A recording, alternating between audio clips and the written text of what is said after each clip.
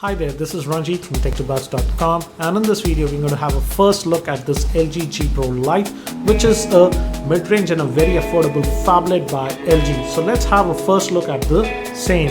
So this is the LG G Pro Lite Dual, and this is the official box, and the official model name for this one is the LG D686. And it specifies some specification. It says that it has a 13.9 inch screen. That means it has a 5.5 inch screen, and it's an IPS grade screen, so that's going to be nice. And it's a dual SIM phone, and it's powered by a 1 GHz processor. I'll come to the processor a bit later. And it also has a 3140 milliampere battery, and it also has an embedded stylus, and it has dual speakers. As you can see at the bottom, we have dual speakers. And let me also show you the pricing info. And as you can see, the price quoted on the box is 22,990, but Faisal Communications quoted me a street price of 19,500 for this phone, and I want to thank Faisal Communications for providing this unit for review. And the first thing that I noticed on this LG G Pro Lite is the screen. The 5.5 inch screen is pretty vibrant, and it has pretty good viewing angles, and we also get that knock-on feature that we found on the LG G2. And before we proceed, let me give you a physical overview of this phone. On the top, actually, we have this 3.5mm headphone jack, and we also have a IR blaster. That's amazing because considering the budget oriented price of this phone, and using which we can control television, air conditions, etc. I'll show you that a bit later. We have a secondary microphone for noise cancellation. We have that steel finish over here, and this is the power on off button. It's a little bit small to my liking, and we have an indent over here using which we can open the back cover. I'll show you that a bit later. And on the bottom, we have those two dual speakers, the main microphone, the micro USB slot that will be used for charging and syncing.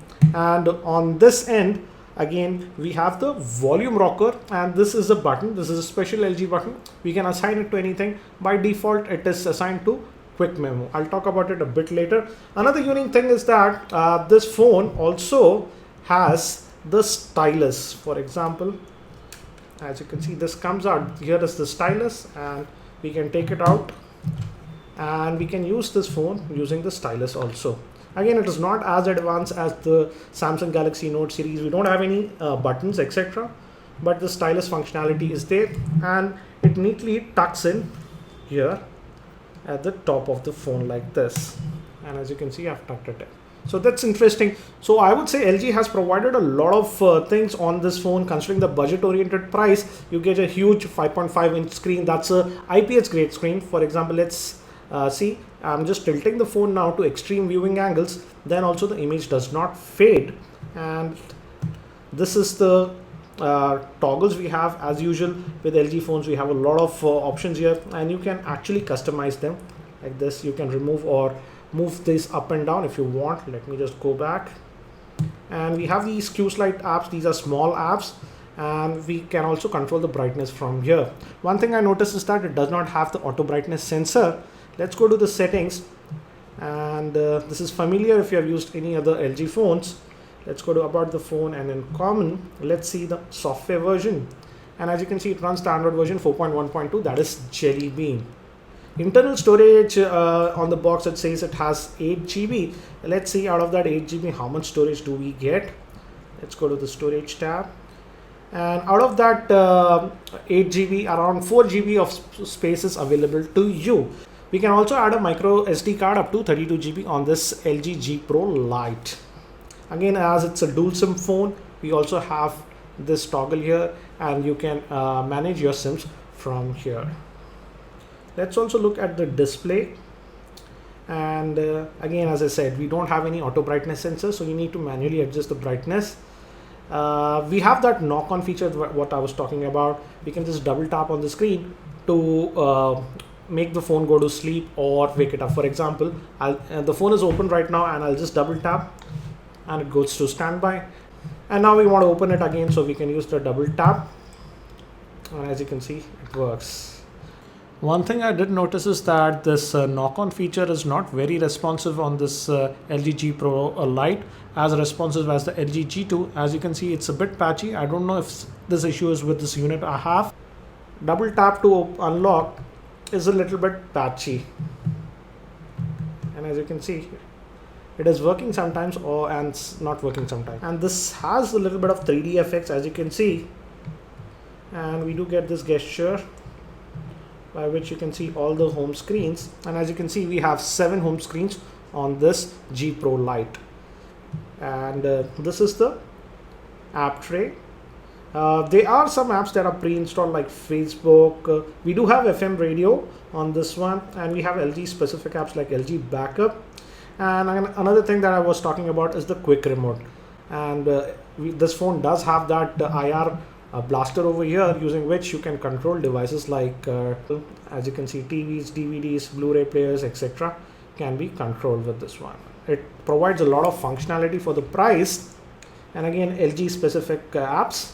Now coming to the processor on this, this phone has just a 1 GHz dual core processor, and that also it's a MediaTek processor, not a processor by Samsung or Qualcomm like Snapdragon etc., but a MediaTek processor which is a budget oriented processor.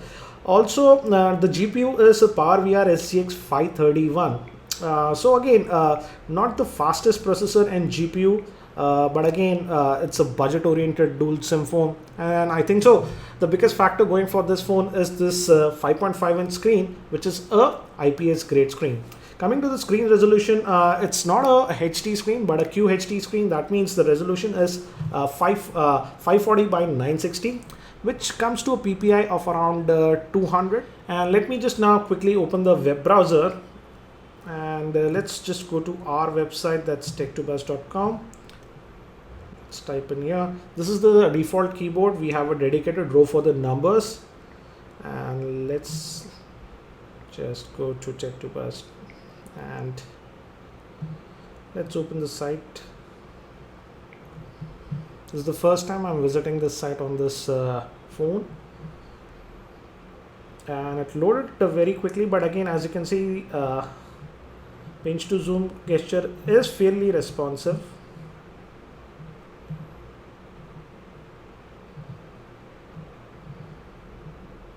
Texting's taking up half a second or so to render after we pinch or zoom out, but again pretty responsive. And let's just open up one of these stories. It has a YouTube video. Let's see if it can play that back without any issues. Orientation change was also pretty quick, and let me just zoom in a little bit and let's try to play back this video.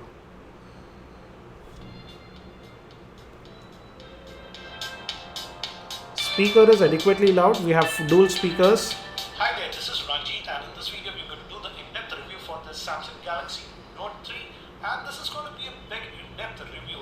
And this review, so as you can see, surprisingly it could play that back without any issues. So initial impressions, it looks okay. On the bottom, these are touch type capacitive buttons. That's the back. This is for the home. This is the menu, and this is for switching between SIM 1 and SIM 2 because it's a dual SIM Android phone. On the front, we have a 1.3 megapixel front facing camera. We have a earpiece LG branding. Moving towards the back now, we have a 8 megapixel camera with LED flash. It says LG branding, and as I told you, we had an indent over here, and you can use this to open up the back cover like this. This is nothing but standard plastic. And we also have this huge LG branded battery, which is a 3140 milliampere battery. And we can add our 2 SIMs over here, and we can also add a micro SD card up to 32 GB. So again, this battery is user replaceable. For example, we can just take it out easily. So the back cover also opens easily, no issues. And let's see. Build quality also looks good. There is no creaking noise or anything like that. And the screen is adequately bright. Again, I'm impressed by the IPS grade screen. LG always puts good screens, and that's the same with this one. Let's quickly look at the camera performance. And we do have this tap to focus functionality, so that's nice. You just tap in and take this. Taking the snaps is very quickly, but I just noticed that while focusing it takes up to around 2 seconds. It's not the fastest in focusing. We just took these 2 shots, so let's look at it. Always we'll just put it in the gallery.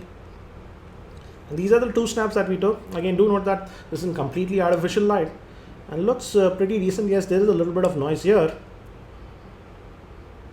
I'll test the camera a lot more in my full in-depth review. So initial impressions, it looks like a decent Android phone, and for the features that it offers for the price, I would say if the performance is good, this can be a killer phone under rupees 20,000 or so. I'll also be doing a full in-depth review regarding this LG G Pro Lite very soon. So if you have any particular questions regarding this phone, do let me know in the comment section and I'll try to include them in my review. If you aren't subscribed to my YouTube channel, subscribe to the same so that you don't miss out on my reviews. So that's it for now for this quick first looks at this LG G Pro Lite Dual. Thank you for watching. This is Ranjit and I hope to see you in my next video.